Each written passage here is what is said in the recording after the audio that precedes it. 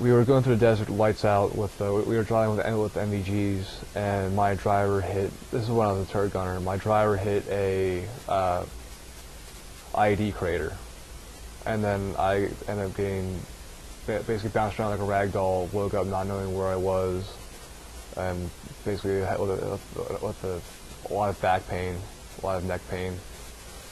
This is towards the tail end of your tour? Yes.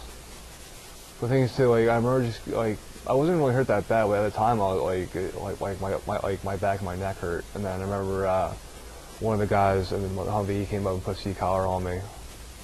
But they didn't call help or anything, because I told them I was fine. I was like, oh, I'm fine, just go, like because I was just delirious. And then my squad leader, he's like such a dick, but he's so funny. Like he basically said, all right, you stay here in the Humvee, here's the radio, we'll call if you need anything. So they left you in the Humvee? Yeah, with the sea collar on and the radio attached to the sea collar. And where did they go? They wanted to go watch a building because they thought terrorists were taking weapons in and out of the building and hiding them there. Okay. So. What was that like, sitting there all by yourself?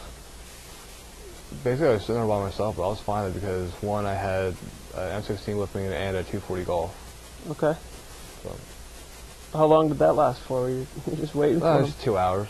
Okay. What did you guys do in your free time? Basically, like we would just play pranks on each other. We would we build a small barbecue, which is fun, and then we would also set stuff on fire in our free time. Video games? No, we didn't have any of that. None? No. Huh. Did you guys have AFN, or what did you have? Do you have any electricity, or? We had a generator, but like our TV didn't work even. Okay. So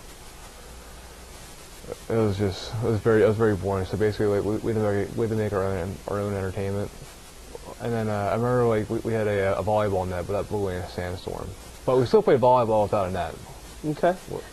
How did your unit gauge success? Basically, it was just, I don't know, like it was basically like through raw emotion, I guess. What do you mean? We engaged success like basically like going out and doing our jobs on the sheer like idea of like having the mindset of like the war of like just like a pure warrior, like I don't even know how to describe it. It's just like a feeling. It's just you're just going. Did you get physically or mentally worn down across the deployment? Oh yes, very. And then, what I would use to cope with that was we would get droppings of this energy drink. There's some of the 7-Eleven on High Street was Rip It energy drinks. They're just awful. The most disgusting thing I ever put in my mouth. And like I would just drink on average about 10 to 12 of those a day, smoke cigarettes, and just keep going, keep focused. Like in the tower sometimes I start even talking to myself. How many hours a day were you working? Sometimes we would work 24-hour days and then have 6 hours off. 24 and 6, wow. And then, but the thing is, it was like 3 squads. The thing is too, like we would man multiple areas in the town, we had this one location with a traffic control point. So there's let people in and out. We'd manage that, search cars with the Iraqi police. So we would do that 24 hours, we'd come back, maybe get a few hours of sleep, and then our platoon sergeant or a platoon commander would come down and like, hey, I need you to make a run out somewhere to pick someone up, or I need you guys to do a patrol on the backside of town, or I need you to do an LPOP, or I need you to go clear a building or something like that. Was there ever a problem with a language barrier? Not really, because my one friend, he always spoke Arabic, which is very interesting. I'm still good friends with him today. And then we would always have interpreters. They were just foreign nationals. They would come in, like, but the thing is, we would go through like interpreter months just because like we get in fights with them. They get pissed off with us and whatnot. And they would leave, then a new one would come in. Yeah, and then it got to the point. What were the fights about? Just culture things. Like we just mess with them. Like the pranks like we would play on one another. We do to them, but they didn't think it was funny. So. Well, I thought it was funny, so that's all that really mattered. And like I hated them because they were just pain in the ass. They would like we smelled bad. Like we could smell ourselves. Because like I remember at one point I didn't shower for 37 days. But these guys, they took it to a whole nother level. Like I guess they know like what a bath was, like what like anything was. Like they were just awful because like they would go out in town at night and party and drink, and then come back on base. And then I remember like the one guy's name was Alex, and he looked just like the guy from I forget what movie it was. Oh yeah, it was Little Nicky. He looked just like the guy with the boobs on his head because he looked like he had like softballs just implanted in his head. This guy was a goofy looking dude. And I remember like I remember I was in the tower one night, and I remember like I saw him walking in. I saw him just staggering in. I knew it was him. I'm like, identify yourself. And then I remember like he's like, and then I pointed my guy. I guess he saw me through the moonlight, just saying like this. And he's like, no. So that was the end of him, or? No, I didn't shoot him. But. No, I meant did he? Did he quit? Yes, he quit shortly after that. Okay. Because like, I think he got beaten up by one of the other Marines or something like that. But I'm not exactly sure.